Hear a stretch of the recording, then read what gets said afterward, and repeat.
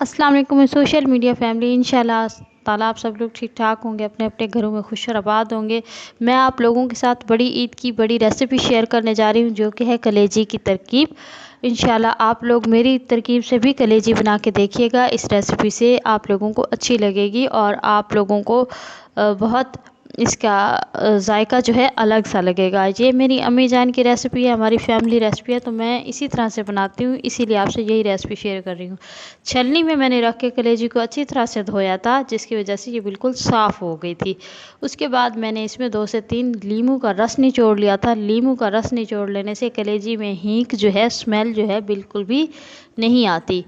उसके बाद फिर मैंने इसमें 6 से 7 खाने के चमचे तकरीबन दही शामिल कर ली थी। दही शामिल करने के साथ ही मैंने इसमें अदरक लहसुन का पेस्ट शामिल कर लिया था। इन तीनों चीज़ों को मैंने मिक्स करके इसको मैरिनेट कर दिया था। मैरिनेट करके मैंने इसे तकरीबन आधे घंटे के लिए छोड़ दिया था। आधे घंटे के बाद जब ये अच्छी तरह से मैरिनेट हो गई थी, आधे घंटे के बाद मैंने पतीले में शामिल किया था आधा कप के जितना घी, और उसमें ठंडे घी में ही मैंने फिर कलेजी शामिल कर ली थी। अम्मी भी इसी तरह से बनाती हैं। तो ठंडे घी में ही मैंने कलेजी मैरिनेटेड शामिल कर ली और उसके बाद दही के पानी छोड़ने तक मैंने इसे पका लिया था। जैसे ही दही ने पानी छोड़ा, हमने उसमें शामिल कर लिए थे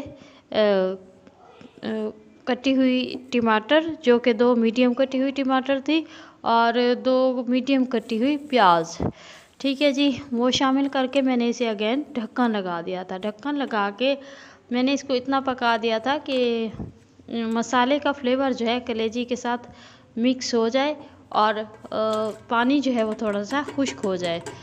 फिर उसके बाद 5 मिनट पकाने के बाद इस स्टेज पे फिर मैंने इसमें शामिल कर दिए थे मसाले, जिनमें कि नमक, मिर्चें और हल्दी, बिल्कुल सादा से मसाले थे। और मैंने मसाले शामिल करके इसकी अच्छी तरह से भुनाई की थी। थोड़ी देर के लिए ढक्कन लगा दिया था। भुनाई में आप इसकी शक्ल देख पाएंगे कि कितनी ये ज़बरदस्त लग रही है।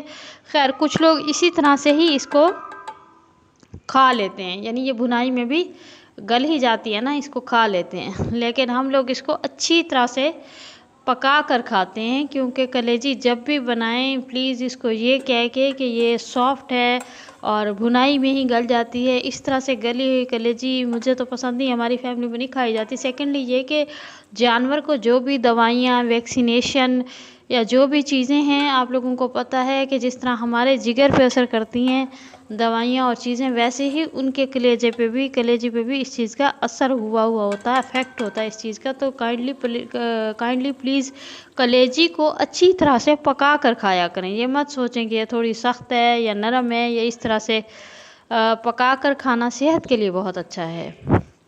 तो जब ये अच्छी तरह से मसाला वगैरह भुनाई हो गया था, सब कुछ हो गया था, तो मैंने इस स्टेज पे इसमें शामिल कर लिया था 1 लीटर पानी।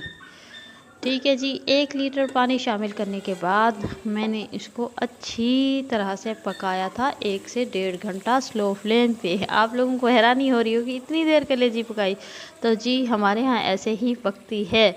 आप लोगों के यहाँ कैसे पकती है कमेंट बॉक्स में ज़रूर बताइएगा। अगर ऑन हो कमेंट बॉक्स, इंशाल्लाह ताला ऑन मिल जाए तो जी। उसके बाद जो है मैंने 1 लीटर पानी शामिल किया था। 1 लीटर पानी शामिल करने के बाद ढक्कन लगाकर अच्छी तरह से कलेजी को पक के पकाया था और गलाया था। ठीक है जी।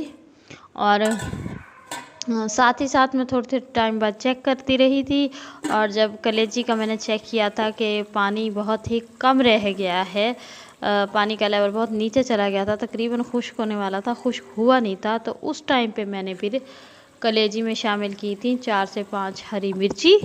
और हरी मिर्ची शामिल करने के बाद मैंने थोड़ी देर के लिए भुनाई के अंदाज में चम्मच चला लिया था सालन में। उसके बाद फिर मैंने दोबारा से ढक्कन लगाकर अरोमा, ग्रीन चिली के अरोमा के लिए मैंने छोड़ दिया था कलेजी को। और तकरीबन 5 से 6 मिनट के बाद इसका बचा कुचा जो दही, मसाला, पानी वगैरह है वो बिल्कुल खुश्क हो चुका था और कलेजी अच्छे से भुनाई हो चुकी थी और सालन ने घी छोड़ दिया था। जैसा कि आप देख पाएंगे कितनी लजीज शक्ल आई है माशाल्लाह से कलेजी की।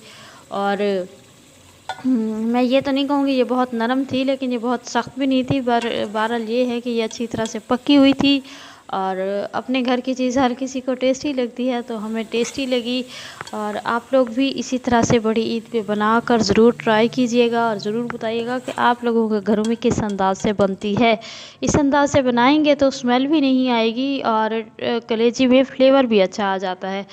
तो मैं उम्मीद करती हूँ कि आप लोगों को मेरी ये रेसिपी भी अच्छी लगी होगी। मैंने इसे आप लोगों को प्रेजेंट करके दिखाया है 2 अदद रोटियों के साथ चंगेरी में और साथ में कलेजी का सालन। तो अच्छी लगी हो तो लाइक कर दीजिएगा, शेयर कर दीजिएगा और कर लीजिएगा सब्सक्राइब। मिलेंगे इंशाल्लाह ताला किसी नेक्स्ट वीडियो में। तब तक दीजिए इजाज़त। अल्लाह हाफिज़, बाय बाय। अल्लाह हाफिज़।